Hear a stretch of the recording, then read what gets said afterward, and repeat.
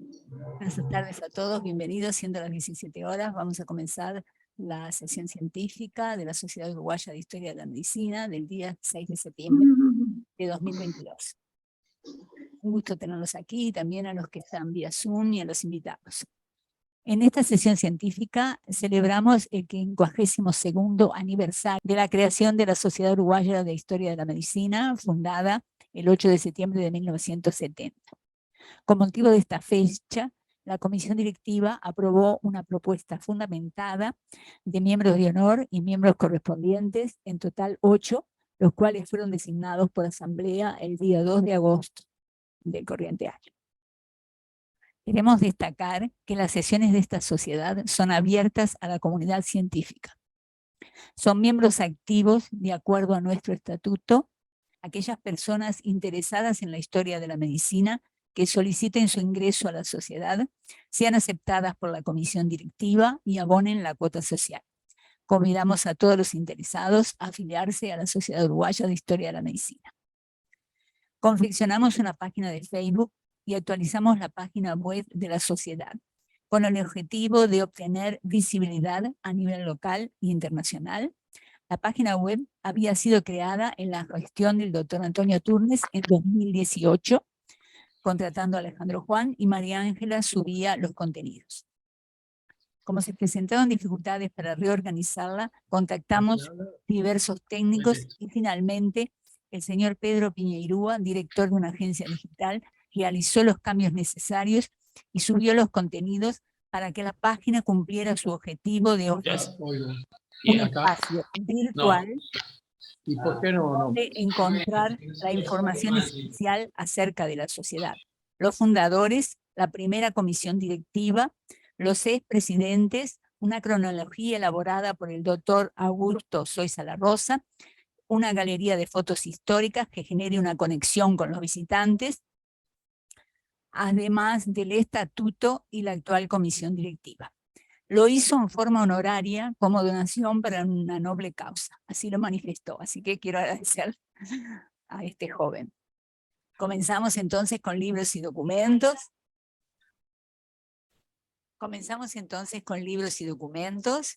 El doctor Augusto Soiza La Rosa va a hacer la presentación de reminiscencias, recuerdos por el pediatra y nefrólogo José Grumberg. El saludo a todos los colegas y a los compañeros y compañeras de la sociedad que nos reencontramos después de 2 años y medio sin presencia física. Reminiscencias. El autor es el pediatra José Grumberg. Este es un libro editado en Montevideo, es una edición del autor. Está impreso por Mosca y apareció en el año 2021. Tiene 119 páginas satinadas, con fotografías, y una biografía del autor en ambas solapas. Reproduce en la carátula la obra pictórica Serenidad de Leopoldo Novoa. Leopoldo Novoa vivió en Montevideo en los años del periódico Acción, el periódico fundado por Luis Valleverres entre 1948 y 1973 vivió, y vendió su primer cuadro a Julio María Sanguinetti, que le pagó en 30 cuotas. Uno de sus cuadros, Reminiscencia, llegó a poder de Grumberg y lo elige para la carátula de su libro. El autor, nacido en Montevideo en 1931, es médico desde 1959, pediatra desde 1964 y nefrólogo por la Escuela de Especialidades de la Facultad de Medicina en 1982. Grumberg reconoce la influencia de que fue el maestro de la pediatría nacional, Alfredo Ubaldo Ramón Guerra, que vivió entre 1904 y 1996. Comenzó su formación pediátrica en el desaparecido Hospital Pedro Vizca, que funcionó como tal entre 1922 y 1983, y finalizó su carrera en el Instituto de Pediatría como profesor director de clínica pediátrica, que lo fue de 1983 y 1985. Grunberg fue jefe del servicio de neonatología en 1974 y luego del departamento de pediatría del Hospital Militar entre 1976 y 1984, sucediendo al recordado profesor Carlos Escande García, lo tenemos en la fotografía abajo, un pediatra, maravilloso pediatra, quien lo conoció, que falleció prematuramente, vivió entre los años 1919 y 1973, quien a su vez, Escande, había sucedido al maestro de la Pediatría Nacional, que está arriba a la izquierda, Ubaldo Ramón Guerra. Introductor pionero, Grunberg, en pediatría, junto con la doctora Cristina Verocay, de la diálisis peritoneal crónica y ambulatoria en el Uruguay, que lo hizo en el Hospital Español a partir de 1980, una característica que no todos los médicos conocen. Un método que fue sustitutivo, o es sustitutivo, de la punción renal y alternativo nada menos que a la hemodiálisis, que se asoció luego con los doctores Nelson Caporale y Daniel Pérez para proporcionar una diálisis peritoneal crónica y ambulatoria, pediátrica y de adultos. Hoy ya retirado de la actividad profesional, es miembro titular de la Academia Nacional de Medicina desde 1912. Su libro, Reminiscencias, es fruto de los años de retiro médico, etapa proclive al recuerdo de lo vivido. Dice el Diccionario de la Lengua Española que reminiscencia es la facultad del alma con que traemos a la memoria aquellas especies de que estamos trascordados o que no tenemos presente. La definición tan bien expresada es aplicable al título de este libro, sugerido por la esposa del autor y a quien dedica el texto, que fue escrito con amor y respeto a sus mayores y a sus niños enfermos. Su edición nos recordó enseguida cuánto se ha escrito por los médicos sobre su pasado. Recurrimos únicamente a lo que tenemos en nuestro poder, porque es imposible atesorar o leer todo. Hay seguramente más de lo que citamos, y nuestro colega Antonio Turnes, por cierto, lo sabe muy bien, pero algo rescatamos. Hubo recuerdos plasmados como un diario, que tal es, como su nombre lo indica, una relación de hechos contemporáneos, con sucesión cronológica a la manera de un periódico. Pocos diarios he encontrado, es verdad, porque la profesión médica es ingrata con la disponibilidad del tiempo. Apenas recurro al diario llevado por Bartolomeo Di Cini, el italiano, entre 1843 y 1847. Los dos diarios que llevó Teodoro Miguel Vilardebó en 1846 y 1847, y el diario de Carl Brendel de 1867 al 1892. Si pocos son los diarios rescatables, no sucede lo mismo con las memorias, más numerosas que, como también su nombre lo anuncia, son una evocación de hechos vividos, pero en un pasado cercano que afloran, recuerdos conservados con los que se reconstruye parte o toda la vida, no importa si es con ordenación cronológica, si tiene una sucesión ordenada o si saltea etapas.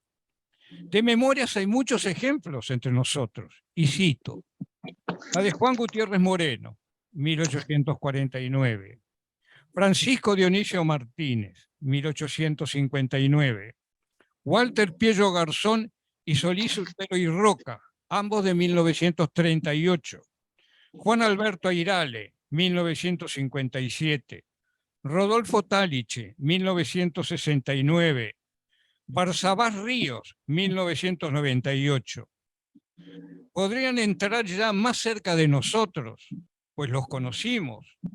La de Ramón Carlos Negro, 1983, Fernando Mañé Garzón, 1997 y 2006, Juan Jorge Ravera, 1995 y 1999, Héctor Braseiro, con Olegario Ventura Montes en 1998, y la última que recuerdo es la de Raúl Praderi, 2008.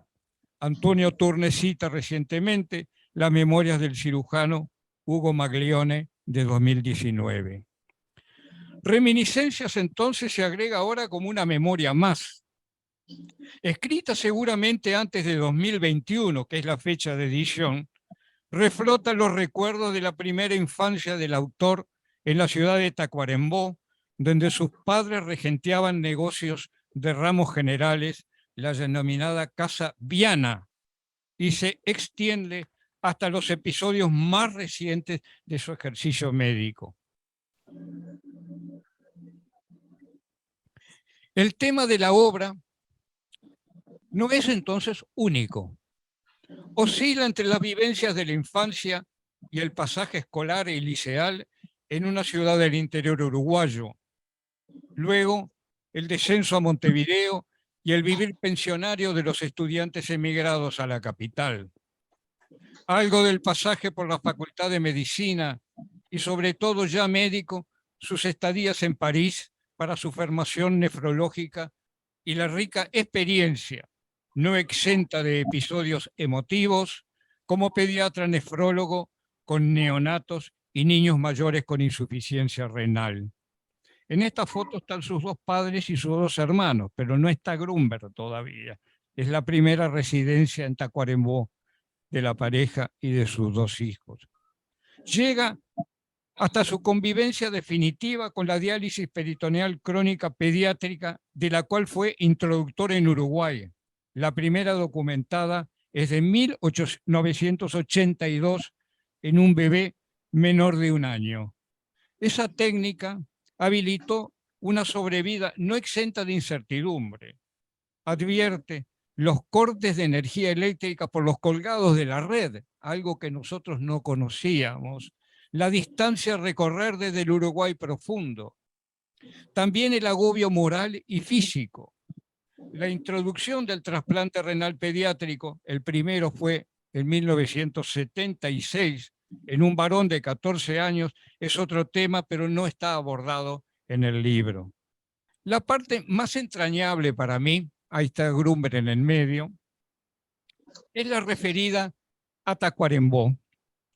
Así describía ese pueblo años atrás la médica Silvia Puentes.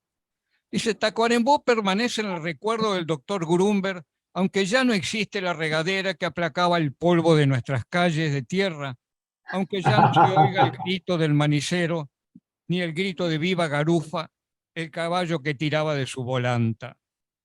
Tacuarembó le dio sus nuevos cielos a la familia que había llegado de un remoto pueblo europeo. Efectivamente son inmigrantes de Ucrania. En 1929 el padre, después llegó la madre con los hermanos. Y les prodigó afectos, educación y bienestar.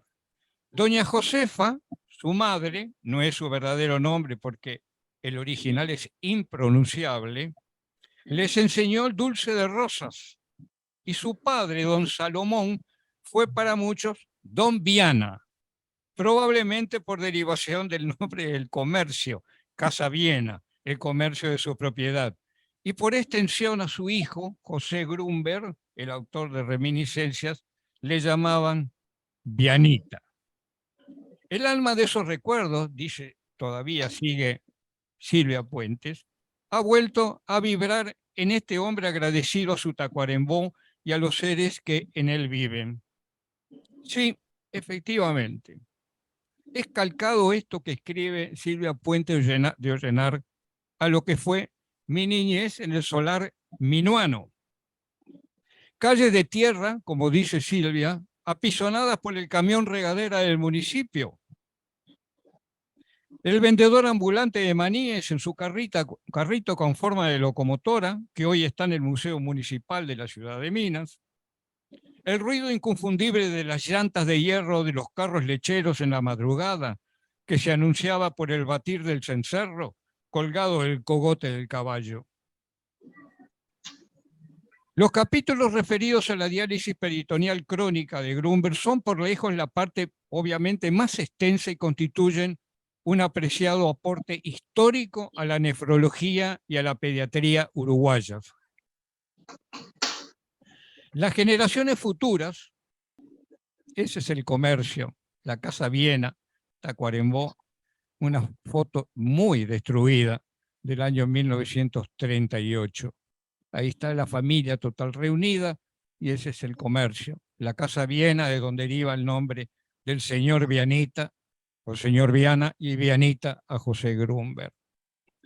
Las generaciones futuras deberán leer este libro para conocer cómo se inició en Uruguay la diálisis peritoneal en niños antes que en adultos, que permitió vivir a quienes estaban destinados a morir en insuficiencia renal.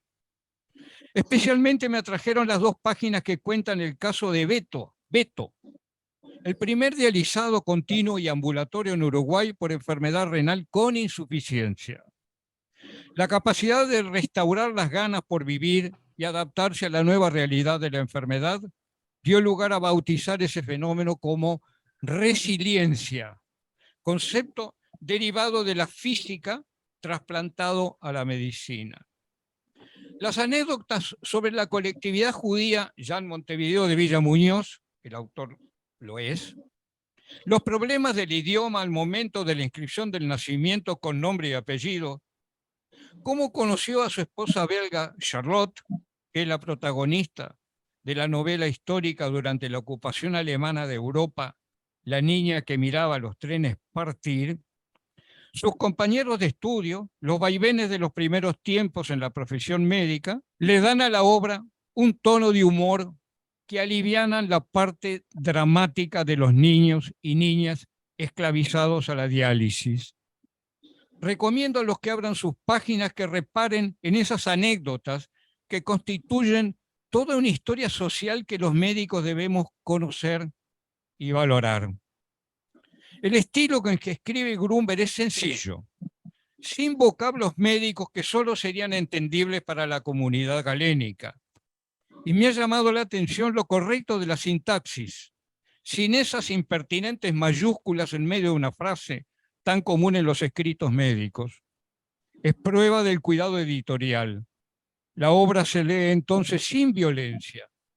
¿Habrá una segunda parte con reminiscencias? Lleva un prólogo de su amigo y colega, el psiquiatra y psicoterapeuta de niños y adolescentes Miguel Cherro Aguerre. Este comenta el caso clínico de Martina, afectada de una nefropatía sin insuficiencia, que desde su cama de enferma anhelaba conocer a la heroína de la novela histórica La niña que miraba los trenes partir. Es decir, añoraba, quería ver a la autora Charlotte, esposa de su pediatra nefrólogo. La empatía establecida entre ambas, pues finalmente la conoció, tiene su poder sanador, dice el doctor Cherro. Gran enseñanza para los médicos apresurados. Y me viene a la memoria la carta de un paciente llegada hace pocos días a mis manos. Allí demanda la personalidad de un médico a quien tilda de arrogante. Qué buen adjetivo, ¿eh? Arrogante. Tal vez una de las formas de ejercer la profesión en que la empatía sanadora de que hablaba el doctor Cherro no está. ¿Cómo puede aliviar un médico arrogante? Las páginas de este libro muestran, por el contrario, un ejercicio profesional generoso, tenazmente dedicado al beneficio del paciente niño en situación de riesgo vital. Una cualidad que creo distingue a nuestros pediatras entre todas las especialidades médicas. Libro, entonces, que desde sus primeras páginas estimula al lector el impulso a seguir adelante. no defraudará a quien se interne en estas reminiscencias. Esa es la niña, la foto de Charlotte, la esposa del doctor Grunberg, todavía seguramente en Europa, no sé si ya estaban en Uruguay. La niña que miraba los trenes partir llenos de gitanos, judíos, homosexuales y otras clases de personas al holocausto, al cautiverio, al holocausto. Por eso partían los trenes. Grunberg en la Asociación Latinoamericana de Nefrología, en 2016, disfrutando de un viaje a París en la Rue de Rosières, en el barrio del Marais,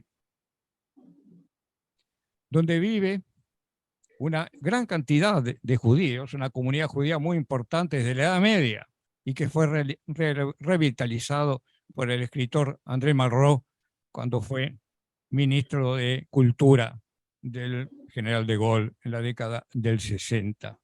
Está Grunberg con uno de los músicos judíos y su esposa Charlotte, Grunberg con su esposa Charlotte y su hijo Jorge, rector de la Universidad ORT, y esta es una licencia, la siguiente es una licencia mía. En la presentación del libro, la niña que miraba los trenes partir en Barcelona, por la presentación por Ruperto Long, que es el escritor de la novela. Aproveché para decirle a mi hija y a mi nieto que fueran a presenciar la presentación del libro, y ahí está mi hija, mi nieto y Ruperto Long en Barcelona en la presentación del libro de la niña que miraba los trenes partir. No tengo más para decirles. Muchas gracias por la atención.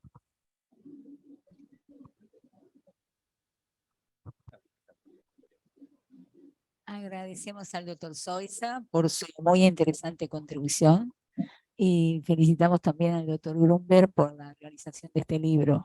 Sin duda lo voy a leer. Yo leí el libro de su esposa, la niña que miraba los trenes partir, que es emocionante.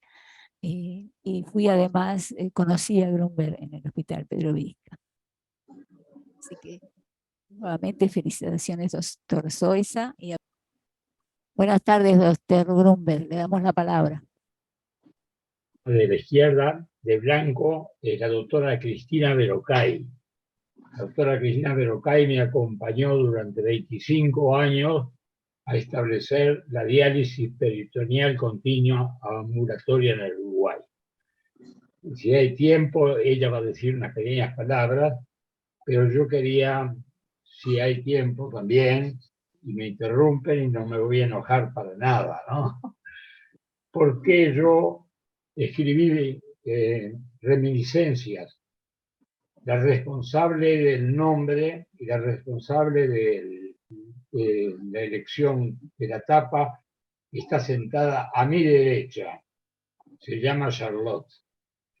Yo le quiero decir a ustedes que realmente en el año 82, cuando empezamos a salvar vidas de niños condenados a morir porque los riñones no funcionaban y tuvimos la diálisis peritoneal, realmente es un hecho que inolvidable, ¿no? ¿Por qué escribí esto que podría ser el primer capítulo de reminiscencias? Porque Tacuarembó quedó muy fuerte, muy fijo en mi vida. Doña Josefa, mi mamá, don Salomón, mi papá, yo como niño en la escuela tratado magníficamente bien, y Tacuarembó nunca se borró. Solamente la compartí con Charlotte durante todos estos años, por suerte, ¿no? Yo quería aportar algunos datos clínicos para mostrarles a ustedes hasta dónde puede llegar las situaciones cuando uno se maneja con fuerza, con entusiasmo, ¿no? Por ejemplo, hay una enfermedad llamada enfermedad de Alport, que es una enfermedad genética que se ve en casos desde Brasil, Uruguay y Argentina, ¿no? Y nos tocó consultar de 3 integrantes de una familia de 4 con el síndrome de Alport en insuficiencia renal. La mamá se dializaban durante el mes 360 veces, 4 veces por día, ¿no? Pero lo otro muy interesante es que en Rivera no podía llegar ningún equipo de diálisis, por lo cual tuvimos que ingeniarnos para hacer la diálisis sin especialistas de Montevideo. Estábamos en Rivera y entonces ahí surgió la posibilidad de que los 3 niños que tenían la misma enfermedad, los 3 niños dializaron a su madre y dieron un discurso cuando la mamá se mejoró de una neumonía gravísima, le dieron un discurso a las enfermeras y a los médicos para que se iniciaran y aprendieran, ¿no? La familia es el apoyo básico de cualquier paciente. Un paciente con una enfermedad crónica como diálisis requiere una dinámica familiar de participación manteniendo la estructura básica familiar. Hay que adaptar los procedimientos médicos como la diálisis peritoneal crónica con los recursos existentes. La discriminación debe combatirse. El cuidador puede enfermar en su vida de trabajo y el ritmo de vida habitual debe hacerse con modificaciones mínimas y necesarias. Para terminar, quiero agradecer al expositor predecesor mío por su magnífica exposición. Si hay tiempo, la doctora Verocay diría unas palabras que tiene enorme experiencia y me acompañó en todo esto. En primer lugar, es un placer estar en una reunión de la Sociedad de Historia de la Medicina, a quienes felicito por su aniversario. Y quiero agradecer al doctor Grunberg por haberme invitado a esta actividad y también por haberme invitado a escribir alguna historia en su libro Reminiscencias. Como ha expresado también el doctor Zoisa, antes de que tuviéramos diálisis peritoneal continua ambulatoria, había un grupo de pacientes que no tenían la posibilidad de vivir en caso de presentar una insuficiencia renal terminal. Y ellos eran los recién nacidos y los niños pequeños, que no podían ser mantenidos en diálisis con hemodiálisis, que era lo que había en el momento. Esta historia que voy a contar es una historia de uno de esos niños. Un día me llaman del hospital, del sanatorio americano, para avisarme que había ingresado una recién nacida del interior con una hipoplasia renal muy severa y una insuficiencia renal. La fui a ver, la chiquita realmente prácticamente no tenía riñones, tenía una insuficiencia renal de la cual no se iba a recuperar, y su única alternativa de vivir era entrarla en un programa de diálisis peritoneal. La niñita había venido acompañada de su padre porque había sido producto de un embarazo gemelar y la mamá se había quedado en la localidad donde vivían con la otra hijita que era sana. Le expliqué al papá que las 2 opciones que teníamos era una, no hacer nada y la niña se iba a morir en un plazo más o menos breve, y la otra, iniciar un programa de diálisis crónica con diálisis peritoneal, lo cual podría permitirle vivir, pero iba a ser un camino pedregoso, un camino complejo, con múltiples acechanzas, porque el manejo de estos chiquitos con insuficiencia renal crónica realmente es muy complicado. Y esto además iba a poner un peso muy grande en una familia de ingresos medios que ya tenía otros 3 hijos, porque el cuidado diario y la realización del procedimiento se hace en la propia casa del paciente por los padres. El papá me pidió que hablara con la madre por teléfono para que ella decidiera lo que quería hacer, y después de haberle explicado las mismas cosas que al papá, La mamá no dudó un segundo en decirme, quiero que mi hija tenga todas las oportunidades de vivir. Y con esa consigna empezamos el tratamiento dialítico. Como era de esperar, esta niña creció, era una niña inteligente, linda, simpática, muy mimada por su familia, tuvo muchas internaciones, muchas complicaciones, y en todas ellas la familia estuvo al lado, porque no se puede concebir el tratamiento de un niño sin el apoyo familiar cercano. Y esta nena siempre estuvo acompañada de su papá o de su mamá cuando estuvo internada. Inclusive cuando se le hacía hemodiálisis, la señora entraba en el área de diálisis, se sentaba en el sillón y la chiquita era dializada en la falda de su mamá. Pasó el tiempo, la nena llegó a tener 8 años y en ese momento el Fondo Nacional de Recursos aprobó la formación de un IMAE exclusivamente pediátrico, porque hasta ese momento los niños se dializaban, se trasplantaban en un servicio de adultos excelente, muy prestigioso, del cual participaba una nefróloga pediátrica, pero era una institución que carecía de la infraestructura para manejar un niño pequeño, de manera que la mayor parte de los trasplantes que podían hacerse eran de niños grandes o ya adolescentes. De manera que esta posibilidad de recibir un trasplante en una infraestructura adecuada permitió que esta nena fuera trasplantada. El donante fue su papá, afortunadamente marchó todo excelente y pudo volver a su pueblo con una vida prácticamente normal, lo cual realmente la hacía muy feliz. Próximo a la llegada en estas condiciones a su casa, la familia, como tantas familias de los pueblos del interior, iba a bañarse al arroyo de la localidad. Y estaban todos muy entusiasmados porque era la primera vez que esta nenita se podía bañar en el arroyo, porque toda su vida, desde el nacimiento, había estado con catéteres, o un catéter peritoneal o un catéter para hemodiálisis, y obviamente el agua del arroyo no era un lugar apropiado para que ella se sumergiera. Entonces entró corriendo al arroyo con todos sus hermanos, y de pronto se quedó quieta y salió corriendo del arroyo. Se acercó al papá, le dio un abrazo y le dijo, gracias papá, estoy tan, pero tan feliz con el trasplante. Y de repente se quedó un momento callada, lo mira al padre y le dice, papá, ¿por qué no le das el otro riñón a alguno de mis compañeros de diálisis para que también sean felices como yo? Obviamente cuando nos contaron esta anécdota, a nosotros que no se nos piantara un lagrimón fue difícil, ¿verdad?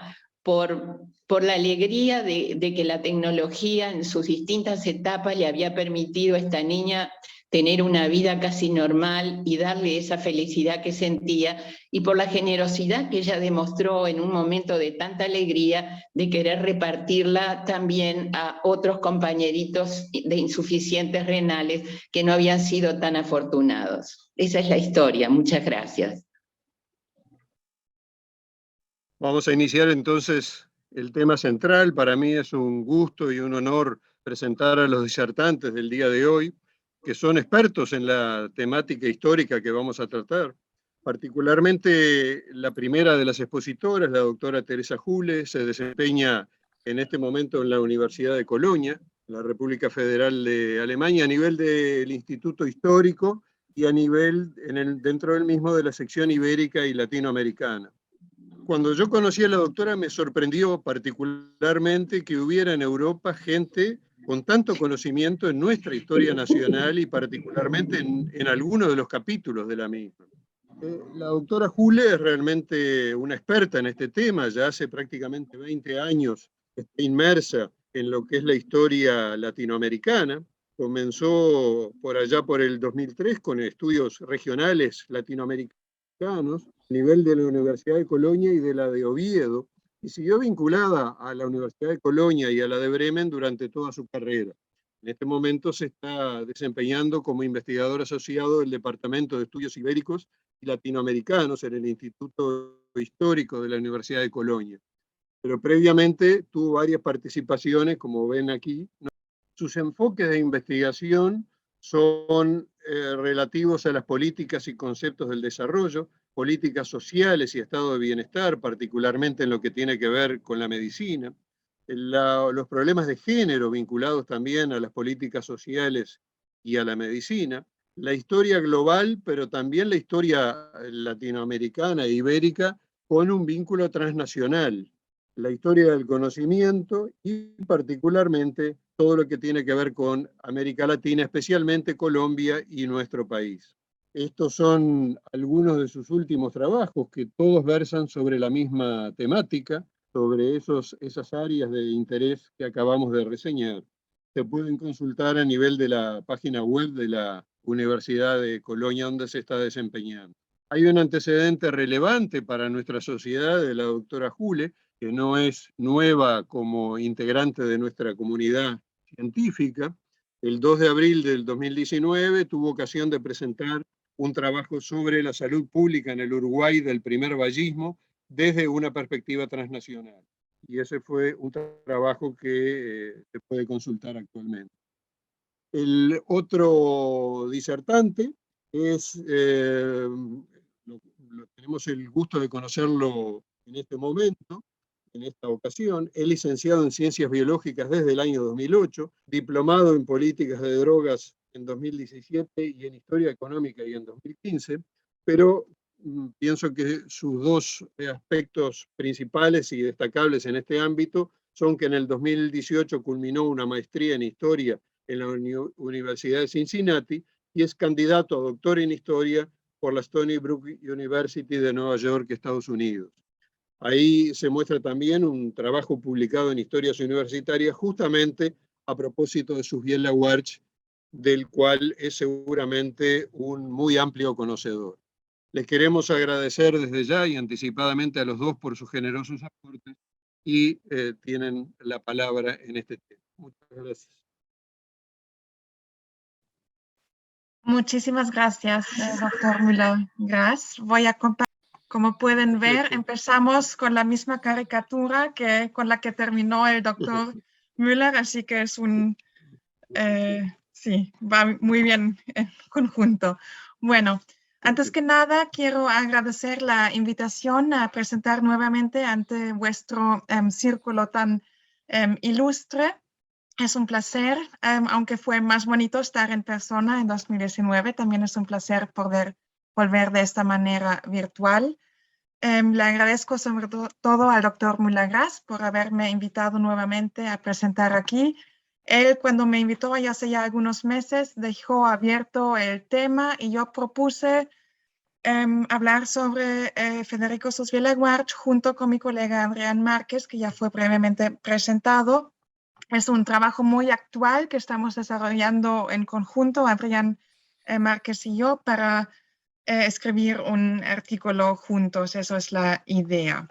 Y el título que le hemos dado a la presentación de hoy es A través de las fronteras, vida y obra de Federico Susbiela Warch de 1851 a 1928, que son sus datos de vida.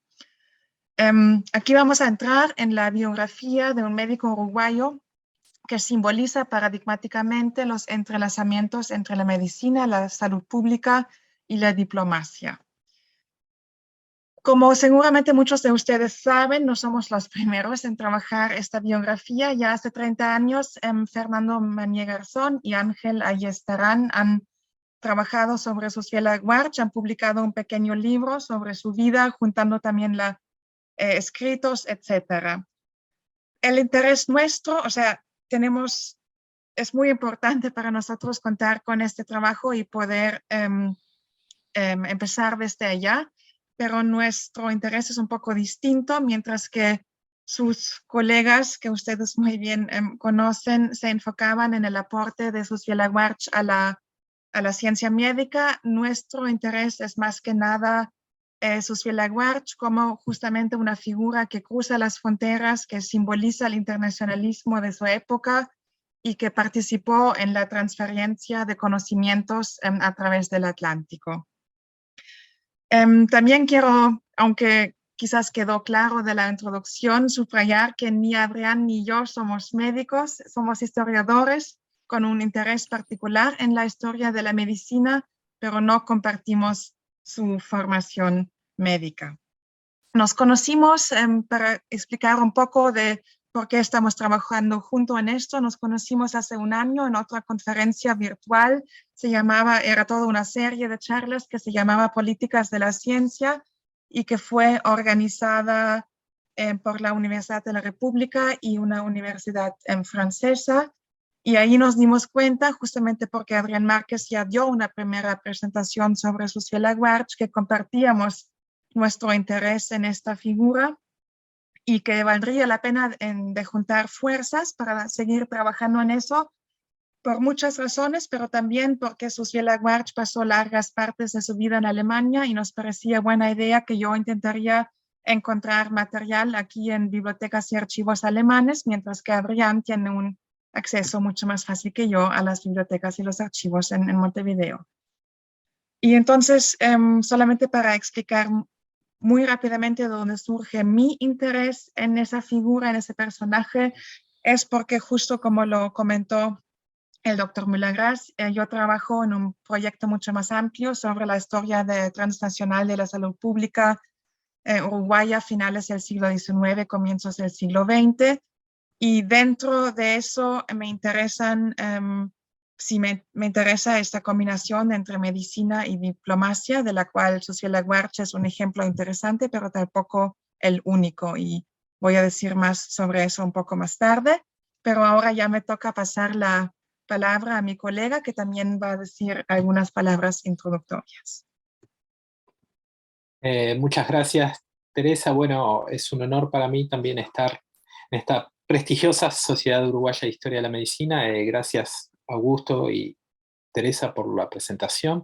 Bueno, decir que mi interés por la figura de Susy Laguarche surge a partir de la temática que estaba investigando cuando estaba realizando mi maestría en Historia, vinculada a la historia sobre las políticas de drogas en Uruguay, y tratar de un poco estudiar las primeras decisiones parlamentarias y gubernamentales sobre regulación de narcóticos en Uruguay en las primeras décadas del siglo XX, y ahí en la Biblioteca Nacional tratando de buscar las primeras menciones a algunas drogas, en particular a la cocaína, que fue una de las primeras reguladas en el siglo XX, encuentro una revista del Ateneo de Montevideo donde pocos años después de ser descubiertas la aplicación de la cocaína para cirugías oftalmológicas, hay un artículo que voy a hablar más adelante de Susy Laguarche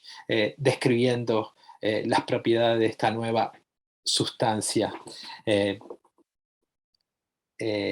sintetizada en laboratorio, ¿no? A partir de las hojas de coca. Entonces, ese artículo era escrito por Susy Laguarche, y bueno, ahí me lleva a conocer toda su biografía como médico y como diplomático. Y también a llegar a la reseña biográfica muy rica que escribieron Mañé Garzón, y ahí estarán hace ya más de 30 años. Bueno, esto es un poco la estructura de la ponencia que pensamos hacer. Primero unos datos biográficos sobre Susy Laguarche, luego nos vamos a enfocar en una parte muy importante de la trayectoria médica de Susy Laguarche, que es todo su práctica y su acción y su pensamiento en relación al cólera, tanto en América Latina como en Europa. Después yo voy a hacer un pequeño agregado de cómo sigue mi interés sobre la vinculación de Susy Laguarche con lo que los historiadores llaman la historia global de las drogas, que ha tenido varios giros en el último tiempo y es un campo muy fértil de trabajo ahora de muchos historiadores, tanto en el sur como en el norte. Y después vamos a hablar un poco de esos entrelazamientos, va a hablar Teresa de entrelazamientos entre la medicina y diplomacia, y también Susy Laguarche y la salud pública. Para terminar con algún unas conclusiones y unas preguntas abiertas que tenemos que quizás ustedes también nos puedan ayudar en este work in progress que tenemos, o sea, estamos progresando en este trabajo conjunto con Teresa, ustedes nos pueden ayudar a responder esas preguntas. Bueno, un poco de los datos biográficos, yo me voy a concentrar un poco más en la biografía diplomática, en algunos detalles, y quizás Teresa tú mencionas algo de la biografía médica.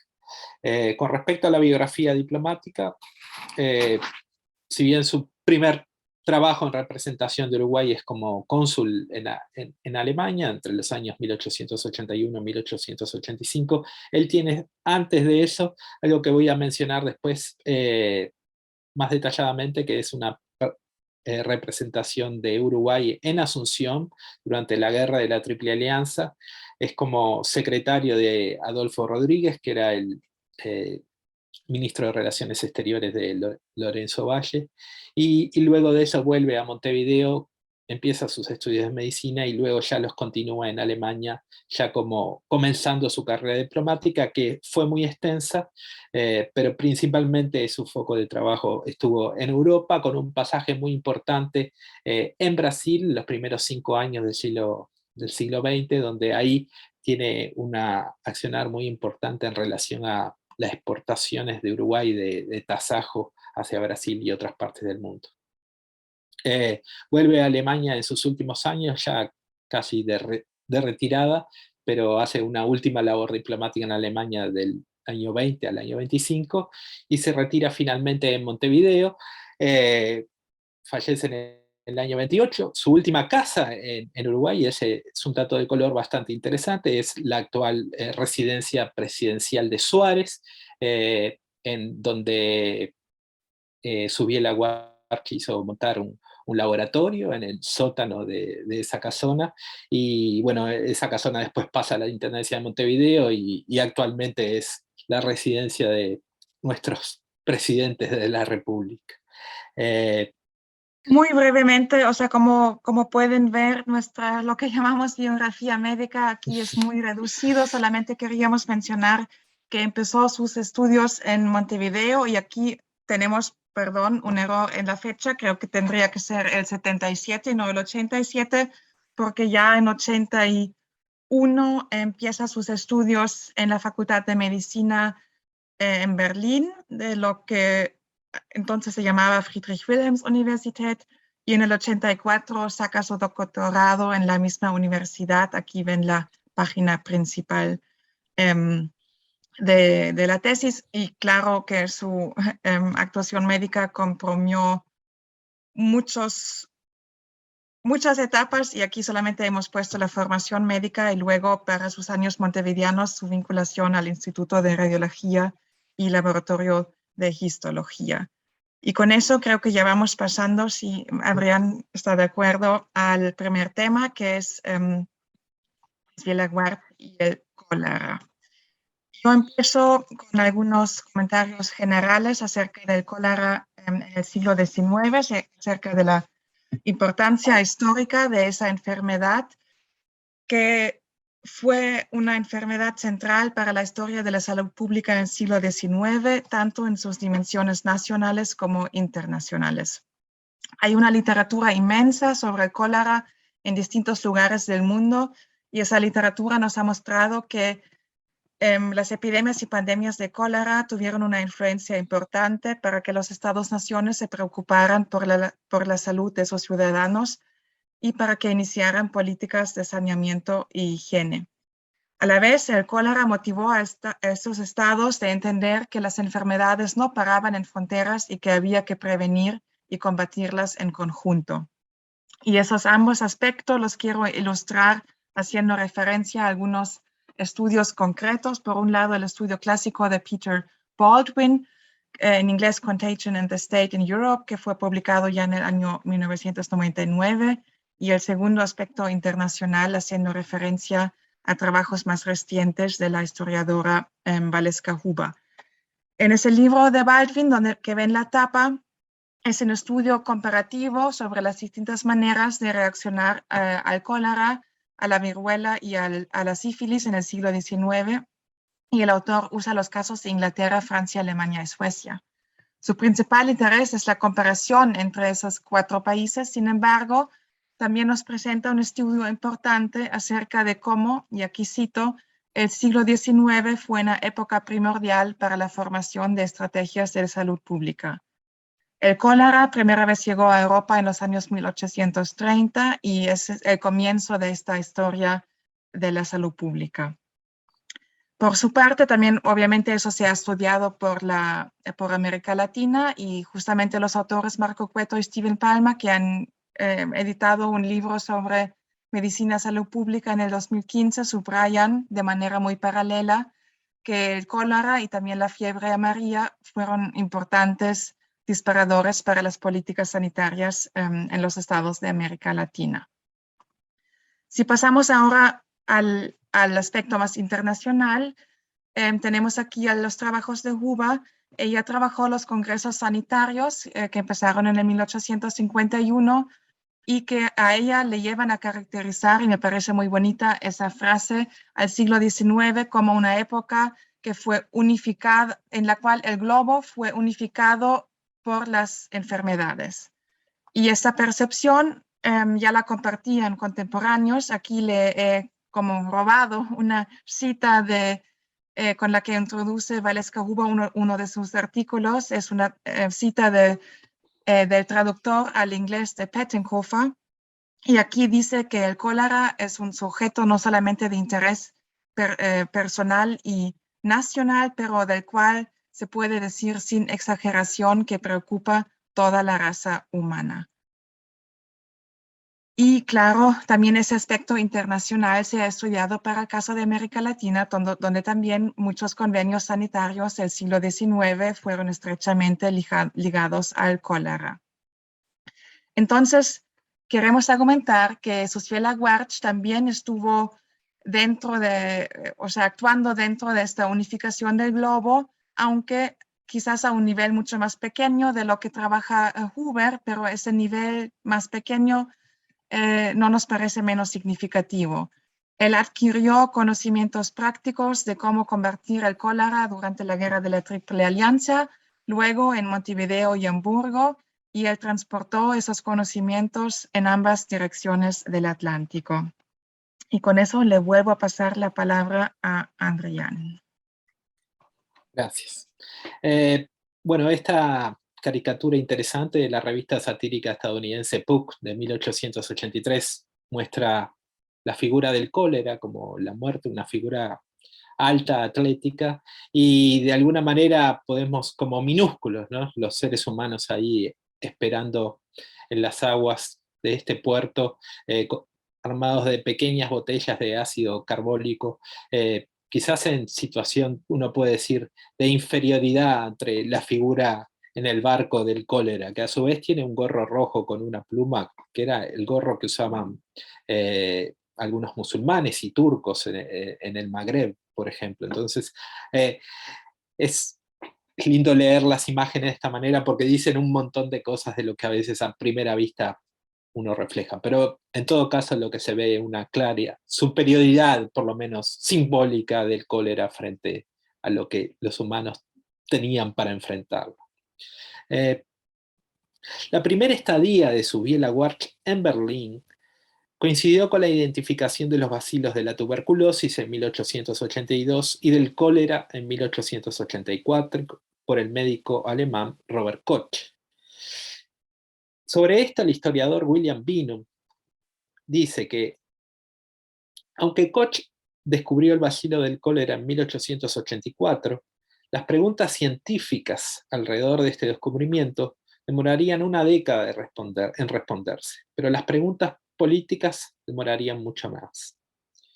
Vale anotar que hasta los primeros años de los 1880 los británicos sostenían que el cólera de la India, así le llamaban, no era una enfermedad contagiosa y se resistían a la teoría microbiana de la enfermedad.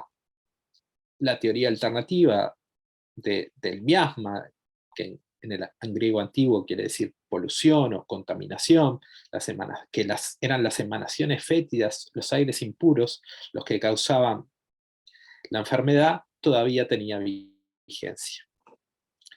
hay un dato importante económico y geopolítico para tener en cuenta, que es que la apertura del canal de Suez en 1869 había acelerado el tránsito del cólera entre la India y Europa. Los británicos, que se quedaron con el canal de Suez en 1875, le daban una enorme importancia económica. Y eso condicionaba la aceptación de la ciencia y la política por parte del Imperio Británico. El primer contacto de Susbiela Ward con el cólera se da a diferencia de lo que pasaba en Europa, que el cólera en el siglo XIX fue una enfermedad que empieza a surgir en los nuevos centros urbanos que tenían muy poca higiene y saneamiento. El primer contacto de Susbiela Ward con el cólera se da en lo que podríamos decir el Alto Paraná, el Chaco húmedo. Durante la Guerra de la Triple Alianza, una de las mayores causas de muerte fue el cólera, en particular las fuerzas brasileñas, en lo que se llamó la primera avanzada del Mato Grosso, tuvieron miles de muertes debido al cólera. Hay diferentes fuentes sobre esto, pero se anotan en unas 4.000 muertes causadas por el cólera en el ejército brasilero. Hay que notar también que recién es en el año 1867, donde hay entre abril y octubre picos de contagios del cólera durante la guerra en el Paraguay, y desde ahí el cólera llega, por ejemplo, a Buenos Aires, también, y más adelante a Montevideo. Un poco es el contraste también en lo visual. Hay algo muy interesante, que es una cosa son las representaciones pictóricas de la Guerra de Triple Alianza, y otra muy diferente, lo que fueron las fotos. Las fotos de la Guerra de Triple Alianza circulaban por Montevideo durante los años del 1860 y eran un testigo de las pésimas condiciones de la vida del ejército aliado, y fueron descritas en la prensa y llegaron también a circular estas imágenes, y fueron ampliamente publicitadas en los periódicos. La compañía Bate y CIA se había instalado en Montevideo unos años antes y había logrado una especie de salvoconducto para poder ir hacia el Paraguay y retratar la guerra. Entonces, podemos pensar, esto es en el terreno de la especulación histórica, que el joven Susbiela Ward, estando en Montevideo, haya accedido a algunas de estas fotografías, y ello haya sido lo que lo haya llevado a aceptar la propuesta que le hiciera el secretario, el ministro de Relaciones Exteriores, Adolfo Rodríguez, secretario del gobierno de Lorenzo Valle, para aceptar su misión en Asunción, lugar en que reside, sabemos, algunos meses, pero también es en nuestra investigación en progreso que estamos haciendo con Teresa, es alguno de los datos que nos gustaría tener más información para acceder a, bueno, cuál fue realmente las labores de ese joven Susbiela Ward, todavía no diplomático, todavía no médico, en Asunción.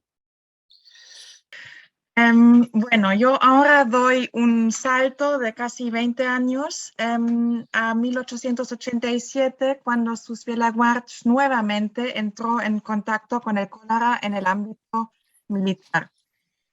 Habló sobre esas experiencias ante un congreso de naturalistas y médicos en la ciudad alemana de Colonia, justamente la ciudad en la que yo estoy viviendo, y aquí les puse una foto de lo que es, bueno, de una sala de conferencias que se llama Goetzenich y que me queda casi, a caminar 10 minutitos de aquí. Allí presentó un año después, o sea, en 1888. Y según esta breve presentación que dio en Colonia, Susbiela Ward había sido llamado por el presidente de la República para proponer medidas en contra de un brote de cólera dentro del ejército uruguayo. La principal medida fue usar solamente agua hervida, y Susbiela Ward había investigado además el origen del agua contaminado. La lección de su muy breve presentación fue esta, y cito: "El efecto expira cuando la causa acaba". 5 años después, estamos ahora en 1892, la ciudad portuaria Hamburgo fue afectada por lo que fue la última epidemia de cólera en Alemania en el siglo XIX, y parar esta epidemia resultó mucho más difícil que la sencilla relación de causa y efecto podría hacernos pensar. Durante 10 semanas, a partir de mitades de agosto de 1892, unas 17.000 personas fueron infectadas y casi 9.000 hamburgueses murieron en esos 2 meses. Los dirigentes de Hamburgo primero intentaron ocultar el brote e iban a tener muy mala prensa mundial por su reacción a la epidemia. El cólera de este año también significó una lucha entre el poder local de Hamburgo y el poder central del Estado prusiano, en este caso representado por Robert Koch, quien recién había empezado a dirigir el Instituto Prusiano de Enfermedades Infecciosas. Lo que queda claro es que los responsables para la salud pública de Hamburgo no estaban preparados para una epidemia de tal magnitud. Les faltaba de todo, les faltaban hospitales y les faltaban médicos. En Hamburgo había 2 hospitales públicos en ese momento y tenían solamente 35 médicos. Entonces, el director de uno de esos hospitales, del hospital de Eppendorf, pidió la ayuda de colegas de otras ciudades. Y según el historiador Richard Evans, unos 90 médicos llegaron a la ayuda de Hamburgo, y uno de esos 90 médicos parece haber sido Susviela Warch, que en ese momento vivía en Berlín. Nos cuenta Mañé Garzón, y ahí estarán, que Susviela Warch ayudó en Hamburgo durante la epidemia de cólera del 93, y creo que aquí quizás se equivocaron en el año, y que su ayuda consistía en trabajar en el departamento de anatomía patológica del hospital de Eppendorf. Sin embargo, los autores no nos presentan las fuentes de las que sacaron estas informaciones. Entonces yo actualmente estoy intentando de encontrar pistas sobre esta actuación de Warch en Hamburgo en los archivos de la ciudad, pero hasta ahora no he tenido éxito. Sin embargo, como pueden aquí ver a la derecha, Adrián ha encontrado una entrevista con Susviela Warch que fue publicada en un periódico norteamericano, el New York Herald, pero en su edición europea en febrero del 93. Y aquí esta entrevista se centra justamente en las experiencias de Susviela Warch durante la epidemia en Hamburgo. Susviela Warch se introduce como íntimo amigo de Virchow y Pettenkofer y como alguien que gozaba de alta reputación en Berlín. Lo que es interesante de esa entrevista son sobre todo 2 aspectos. Primero, Susviela Warch no se posiciona totalmente en el lado de los bacteriólogos, o sea, él sugiere que había que tener más causas que el bacilo descubierto por Koch y que lo más importante era el saneamiento de las ciudades. Segundo, es interesante que en este artículo Susviela Warch defiende a las autoridades de Hamburgo y su respuesta al cólera, diciendo que la mala reputación que tenían no fuese justa.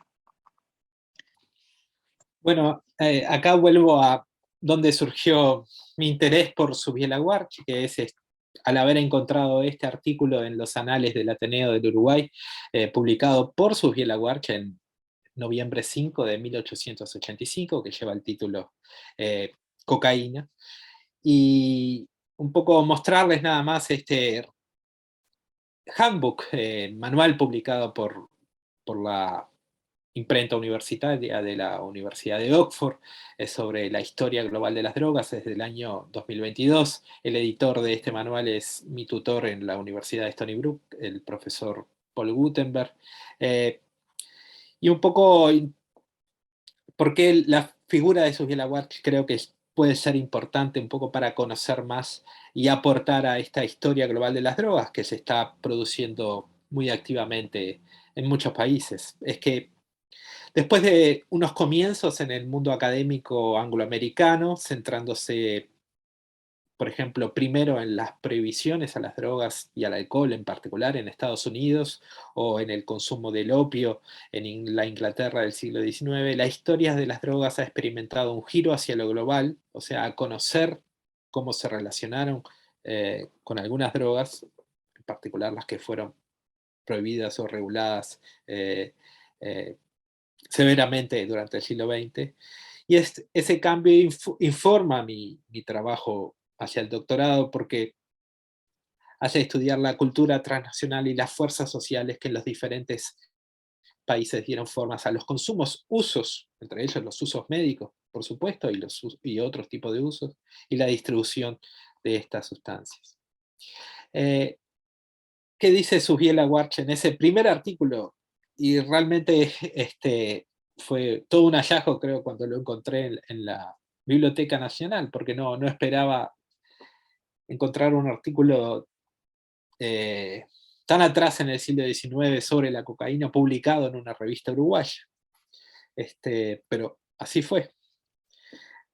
O sea, estando en Uruguay en 1885, Susbiela publica este artículo, Cocaína, operaciones sin dolor.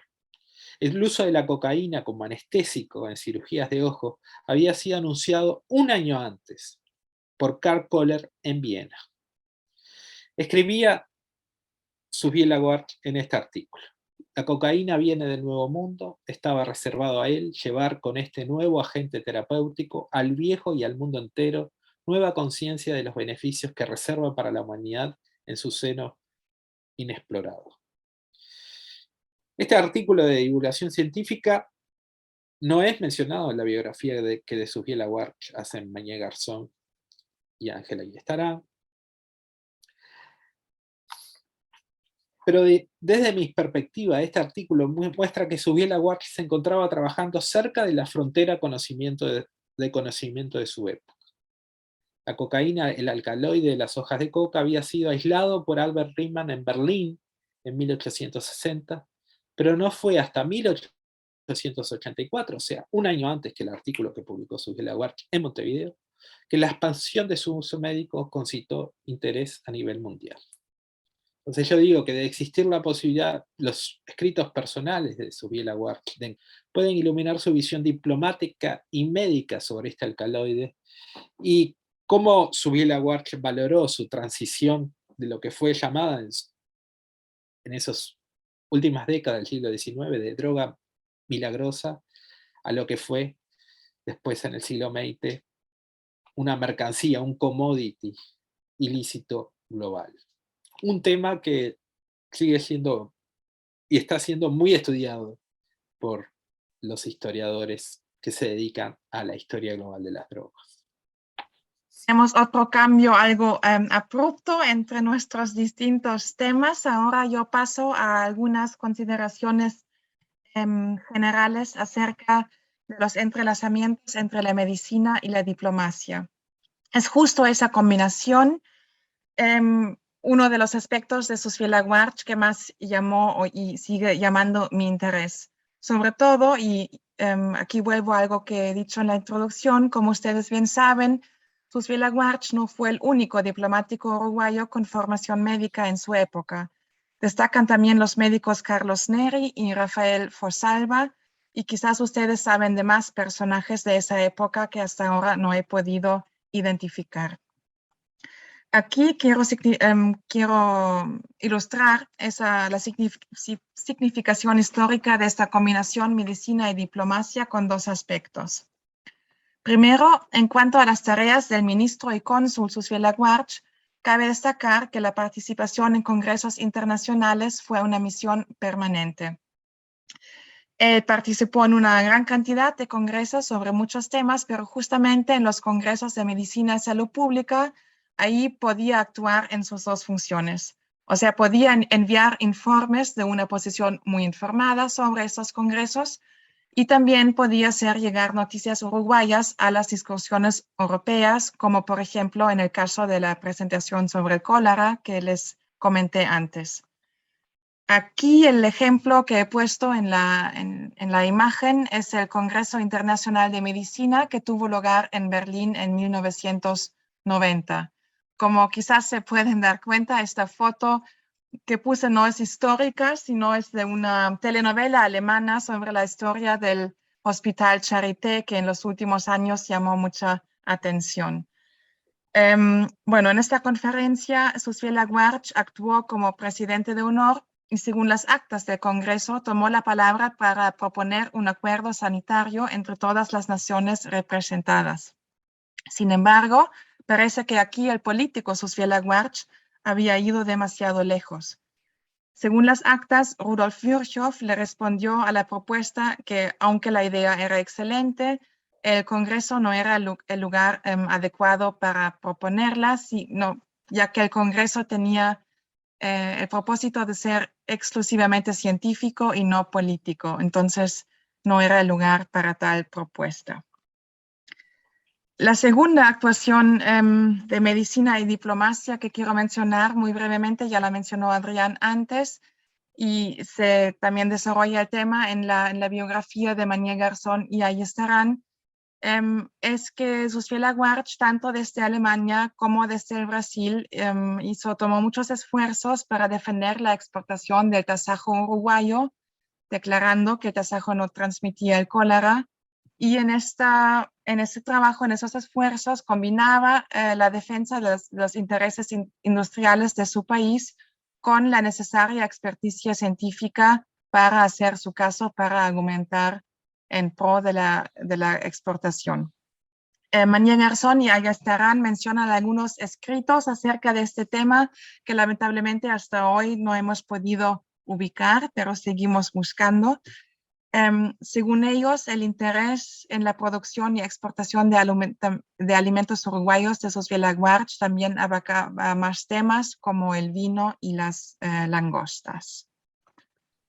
Llegamos a los años 20, a la República de Weimar. Como ya ha dicho Adrián al comienzo, Susviela Guarch estuvo en Berlín en los 80 y 90 del siglo XIX, pero vuelve después de muchos años para otra vez funcionar como ministro en Alemania de 1920 a 25. Y estamos en una época totalmente distinta de la historia alemana, justo después de la Primera Guerra Mundial.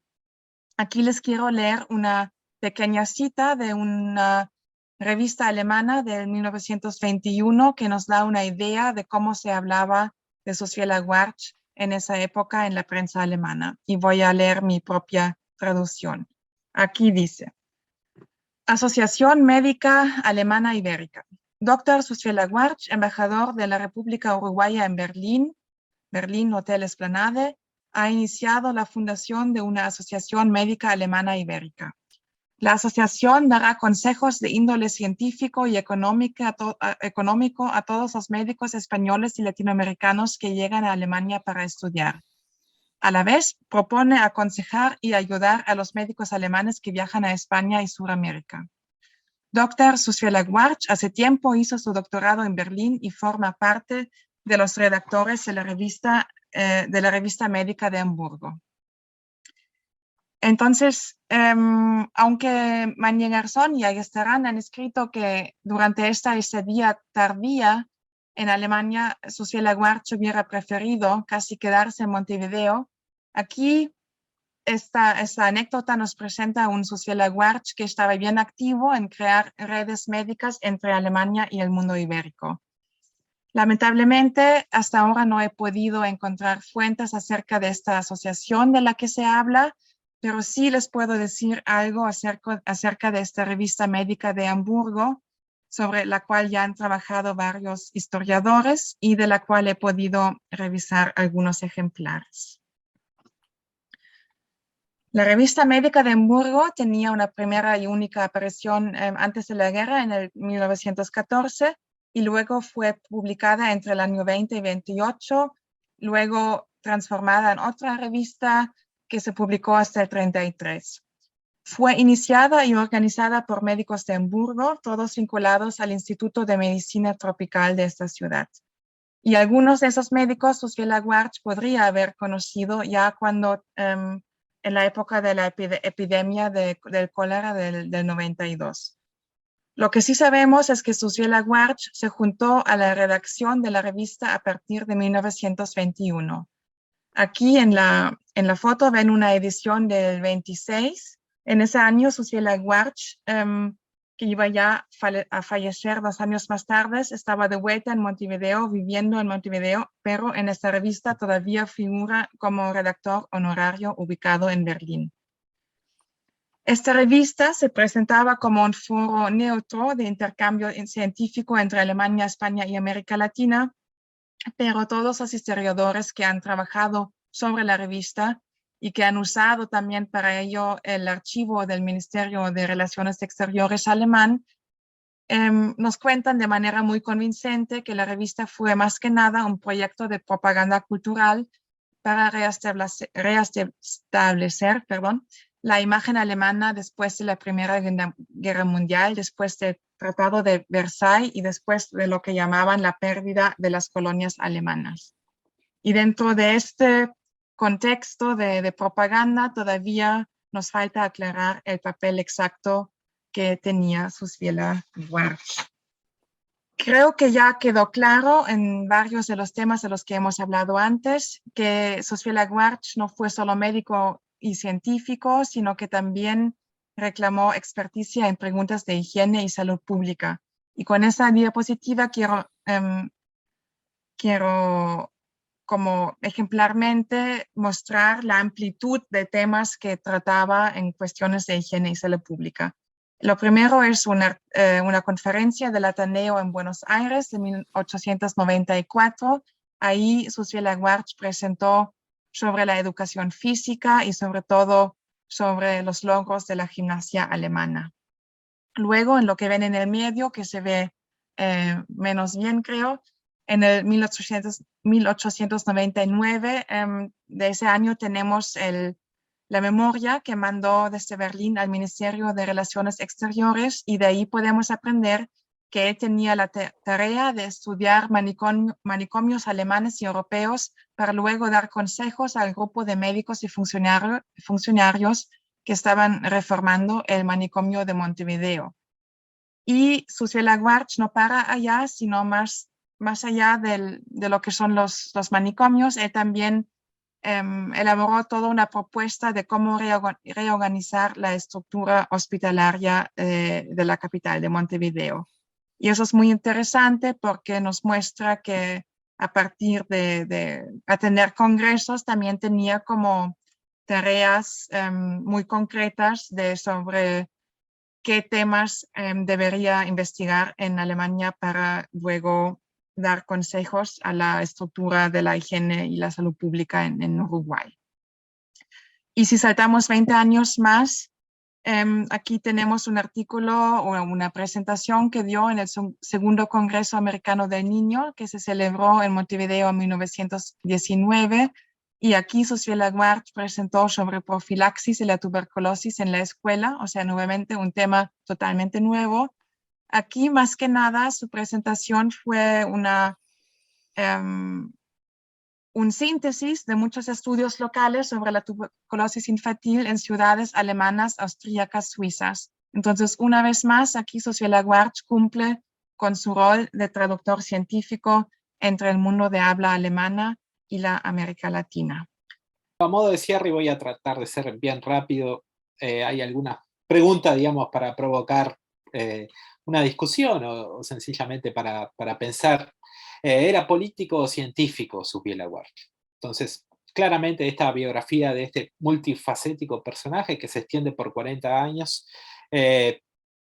muestra algunos de los que podríamos llamar requerimientos de la consolidación del Estado-Nación y la importancia a su vez del internacionalismo en una era de nacionalismo, ¿no? Y también la figura de Guarch muestra por lo menos dos niveles de actividad, ¿no? La actividad científica y la de una figura pública, una figura que sale en medios de prensa no solo nacionales, sino también internacionales, una figura pública que al día de hoy es un desafío, digamos, para los historiadores, porque, como verán, tenemos que ser dos historiadores que encaren la figura de Susviela Guarch, porque, por ejemplo, hay que saber hay que saber alemán, hay que saber inglés, hay que saber español, para poder agarrar a este personaje en su completa biografía. También, a modo de conclusión, la trayectoria de Susviela Guarch muestra el entrelazamiento entre ciencia, medicina, política y comunicación pública de todo esto. Es una carrera donde se entrelaza claramente diplomacia y medicina, y se confunden se funden, podríamos decir, durante 40 años. A modo de conclusión también, que su biografía muestra algo que es muy importante para nosotros, es ese internacionalismo sanitario de fines del siglo XIX y principios del siglo XX. Es un internacionalismo anterior al Tratado de Versalles, lo que quiere decir que es un internacionalismo anterior a la creación de la Liga de las Naciones, que es el antecedente más directo de las Naciones Unidas. Y a su vez, un internacionalismo que reafirma otra cosa muy importante. Muchos historiadores han estudiado este periodo haciendo énfasis en la importancia de los nacionalismos, la conformación de los aparatos estatales que le dieron forma a las naciones. Uno puede decir que eso también desembocó en las guerras mundiales del siglo XX, pero desde nuestra perspectiva también esos nacionalismos hay una cara de la otra moneda, que es ese internacionalismo, que es un poco diferente a lo que sucede después en el siglo XX. Es un internacionalismo que creemos que vale la pena estudiarlo desde nuevas perspectivas, con nuevas preguntas, con nuevos ojos. Bueno, algunas de las preguntas pendientes que tenemos, estas son solo algunas, créannos que son muchas más. Una de las primeras es si podemos quizás encontrar figuras similares con esta trayectoria diplomática y médica a la de Subiela Huarch. En particular, mi interés sobre esta historia de las drogas me hace tratar de preguntarme si hay más escritos de Subiela Huarch sobre la cocaína u otras drogas de uso médico en esa época. Bueno, a partir de la lectura de los trabajos de Mañé Garzón, y ahí estarán, tratar de poder acceder, quizás ustedes nos puedan ayudar a la biblioteca privada de Subiela Huarch, que aparece como donada a la Facultad de Medicina, tratar de encontrar y armarnos para el trabajo que estamos haciendo, y un artículo que pensamos publicar de una lista más extensa de títulos publicados en su momento por Federico Subiela Huarch. Bueno, así que creo que un poco esas son las preguntas para tratar de completar unas referencias biográficas más completas. Al final tenemos de esta presentación la biografía de algunos de los textos que estamos utilizando, que utilizamos ahora, pero que estamos utilizando y vamos a seguirlo haciendo para nuestro trabajo conjunto sobre el internacionalismo sanitario de principio del siglo XX, fin del siglo XIX, y en particular la figura de Subiela Huarch. Así que muchas gracias por su tiempo, su atención, y estamos a las órdenes para preguntas ahora o en el futuro. Así que de nuevo, muchas gracias. Fue un honor para nosotros presentar acá. Bueno, muchas gracias nuevamente a los historiadores Teresa Hull y Adrián Márquez y a todos los aportes realizados. No sé si quieren decir algunas palabras finales, doctora Teresa. Debido a la hora alemana, le pido a Adrián que dé las palabras finales. Bueno, gracias a todos, la verdad, tomé muchas notas en los comentarios y son bienvenidos todos los aportes. Nosotros vamos a seguir trabajando en este tema. Yo estoy viajando a Colonia, Alemania, el 1 de octubre, y voy a estar unas 2 semanas trabajando en conjunto con Teresa en este tema, así que esperemos tener pronto más avances y bueno, y quizás antes que viaje a Alemania o después a la vuelta también están en contacto con ustedes para quizás que nos sigan brindando más información o acceder a los materiales que un poco nos pueden ayudar a hacer un artículo para publicar en principio muy prontamente y que cubra esta figura que como ustedes han visto se la puede agarrar de diversos lados y es muy rica para estudiar el periodo, el internacionalismo de esa época y también para desde una nueva perspectiva estudiar la historia de la medicina, ya que estamos en Uruguay, pero también a nivel internacional. Así que bueno, de nuevo, muchas gracias y estamos a las órdenes y gracias por la invitación. A continuación tenemos la entrega de los títulos de miembro de honor y miembro correspondiente de la Sociedad Uruguaya de Historia de la Medicina.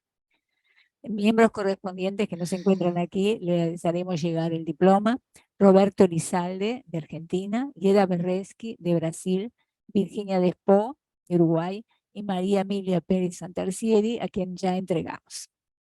Y miembros de honor: Ricardo Pou Ferrari, Eduardo Wilson Castro, Euclides Silva Gaudín, que no pudo participar presencialmente, se lo enviaremos, y Roberto Maslía Galante, que se encuentra aquí. Vamos a llamar a Eduardo Wilson. No es que me sienta merecedor de eso, pero de cualquier manera lo agradezco profundamente. El tiempo que yo he estado viniendo a esta sociedad ha sido de los más productivos para mí, desde el punto de vista tanto anímico como emocional. Así que reitero mi agradecimiento. Ricardo Pou Ferrari. Yo, como dijo Eduardo, también obviamente agradezco mucho esto, y lo dije el otro día y lo repito hoy.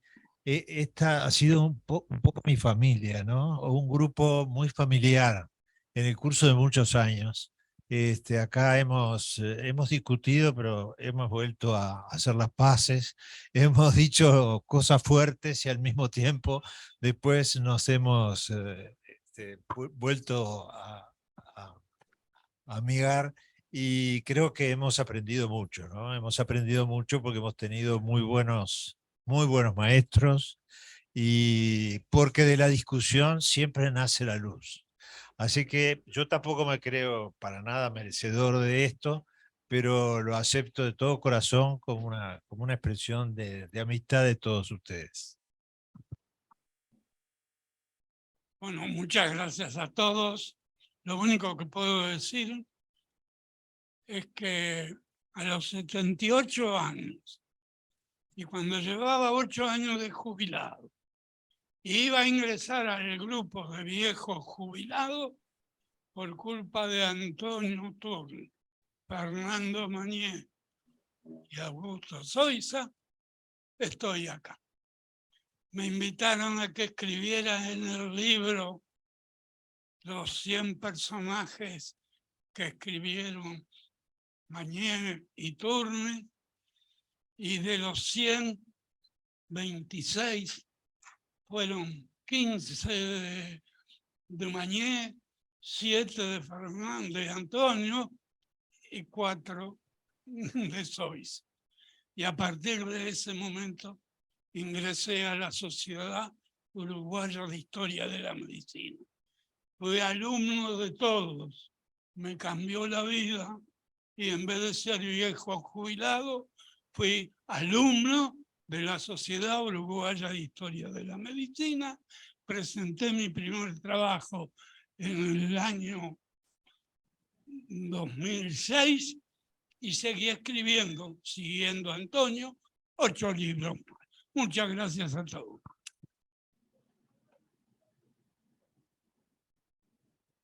Agradecemos a los expositores y los colegas presentes, así como los que se encuentran virtualmente, y especialmente a los invitados extranjeros.